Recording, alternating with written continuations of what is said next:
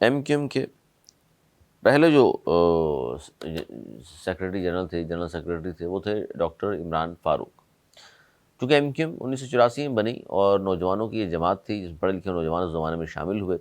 اور پہلا الیکشن انہوں نے لڑا بلدیات کا 1987 میں، یعنی کہ ابھی قائم ہوئے صرف ایم کیو ایم کو 3 سال ہوئے تھے، تو یہ نوجوان آئے اور چھا گئے۔ پہلا الیکشن تھا جس میں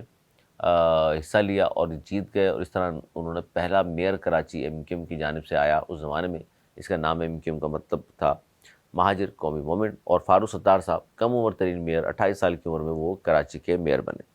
اس سے اگلے سال پھر الیکشن ہوئے، یعنی 1988 میں جنرل الیکشن، جس ضیاءالحق کی ڈیتھ کے بعد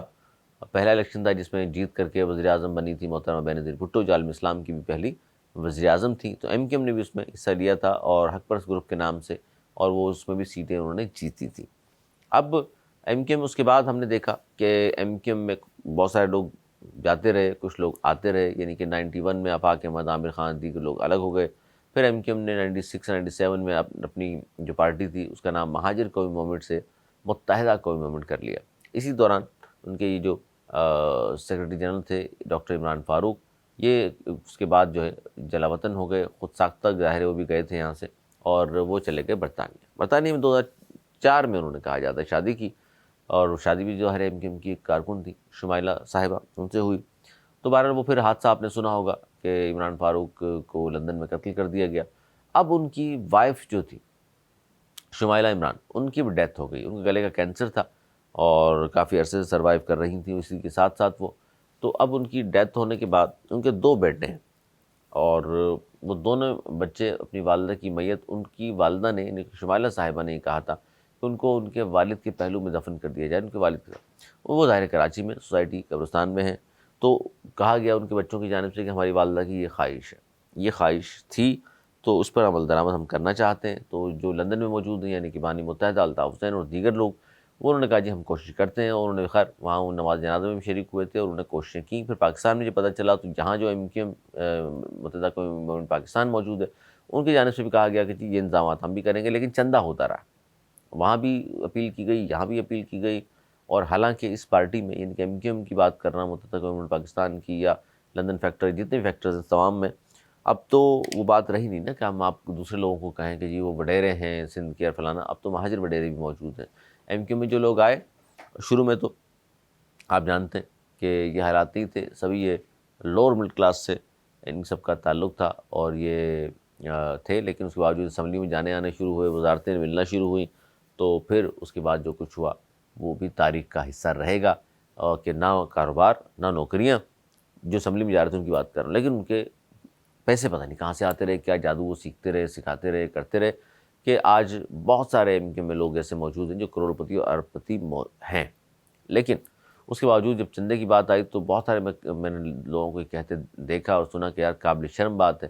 بہت سارے لوگوں سے ہماری بات بھی ہوئی کہ جناب اتنے بڑے بڑے لوگ موجود ہیں، اتنے سرمایہ دار ایم کیو میں موجود ہیں، سرمایہ دار بن گئے ہیں اب تو، باہر بھی جن کی جائیدادیں ہیں، پاکستان بھی جائیدادیں، تو یہ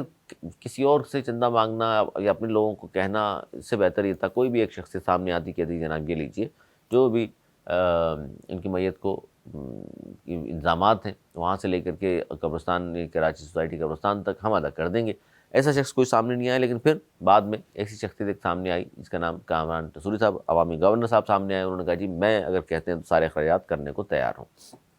خیر آج صبح وہ پہنچی، ان کے دونوں بیٹے آج صبح پہنچے جس کو لینے کے لیے، ڈاکٹر فاروق ستار، ارشد بوہرا، اور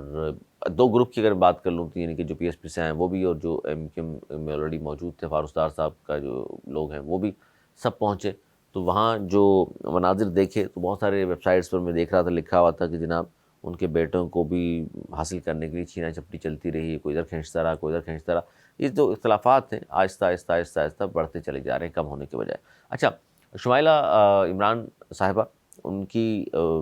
جسد خاکی جو ہے اب نہیں آ سکا آج، وہ کل آئے گا۔ آج جمعے کے بعد حالانکہ تدفین کا اعلان کر دیا گیا تھا، لیکن ان کے دونوں صاحبزادے تو تشریف لے آئے ہیں پاکستان، لیکن ان کی میت جو ہے پھر میرے خیال کچھ مسائل تھے وہاں، کیونکہ لندن سے کچھ لوگ کہتے ہیں ڈائریکٹ فلائٹ نہیں آتی، مانچسٹر سے لانا پڑتا ہے، تو وہ بیچ میں کچھ مسئلہ تھا فلائٹ کا، تو پھر بیٹے پہلے آ گئے، تو میت ان کی کل پہنچے گی، اور کل پھر یہ ہوگا، کل سے مراد ہماری یہ ہے کہ سیٹرڈے کو، اور سیٹرڈے کو پھر ان کی ظہر کے بعد نماز جنازہ ہے، اس کے بعد ان کی سوسائٹی قبرستان میں تدفین ہوگی۔ تو اچھی بات یہ بھی ہے کہ اب کم از کم میت پہ ہی صحیح ان لوگوں کا سب تسلیم تو کر رہے ہیں کہ یار ان کا تعلق ہم سے تھا، ہماری پارٹی سے تھا، ان کے خدمات ہیں، ان کے جد و جہد ہے، ان کی قربانیاں ہیں، تو لہٰذا ہم بڑھ چڑھ کر حصہ لیتے ہیں۔ تو اس میں پھر باہر جو موجود ہیں ڈاکٹر ارشد الباز جو گورنر رہے 14 سال سندھ کے، ایم کیو ایم سے تعلق آپ کا اب نہیں ہے، لیکن وہ بھی ایک نئی پارٹی کے طور پر سامنے آ رہے ہیں، تو انہوں نے بھی اپنے لوگوں کو کہا ہے کہ جی وہ جنازے میں شرکت کریں، اور یہاں پہ پی ایس پی والے ہوں یا پرانے جو لوگ ایم کیو ایم پاکستان کے موجود ہیں، اب تو ایم کیو ایم پاکستان میں یہ سب یہ لوگ بھی وہاں موجود ہوں گے، جتنے بھی فیکٹرز ہیں ایم کیو ایم کے وہ موجود ہوں گے۔ تو میں نے تو بلکہ اپنے ولاگ میں بھی کہا تھا کہ جناب آفاق احمد صاحب کو بھی چاہیے کہ اس طرح کی چیزیں، ظاہر مائیں بیٹیاں سب سانجھی ہوتی ہیں، تو ان کا وقت بھی جنازے میں شریک ہو جائے، ایک اچھی مثال ہوگا قوم کے لیے، کہ کم از کم یہ ہوگا سوچنے کا مقام اور سمجھنے کا کہ یار کم از کم کوئی بھی ایسی بات ہوتی ہے تو سب لوگ اکٹھے ہو جاتے ہیں، ایک اچھا جسٹر بھی ہوگا، ورنہ سب نہیں ہے، کل نفس ذائقۃ الموت، ہر شخص کو اپنے رب کی جانب لوٹ کر کے جانا ہے۔ تو یہ خبریں جب سامنے آتی ہیں تو دل دکھتا بھی ہے کہ یار یہ کیا ہو رہا ہے، مطلب آپ پوری قوم کو تقسیم در تقسیم کے چکر میں کر دیا آپ لوگوں نے، اور جو شہری سندھ کے وڈیرے ہیں، جو ایم کیو ایم کے وڈیرے ہیں، ان کو سوچنا چاہیے تھا، چندے سے بہتر تھا کوئی بھی شخصیت سامنے آتی۔ اور اب پتہ نہیں، یہ سمجھتے ہیں کہ شاید کسی کو پتہ نہیں ہے، ہم نے کہہ دیا کہ جی ہم اتنا خرچہ کر دیں گے 2 4 5 10 لاکھ کا،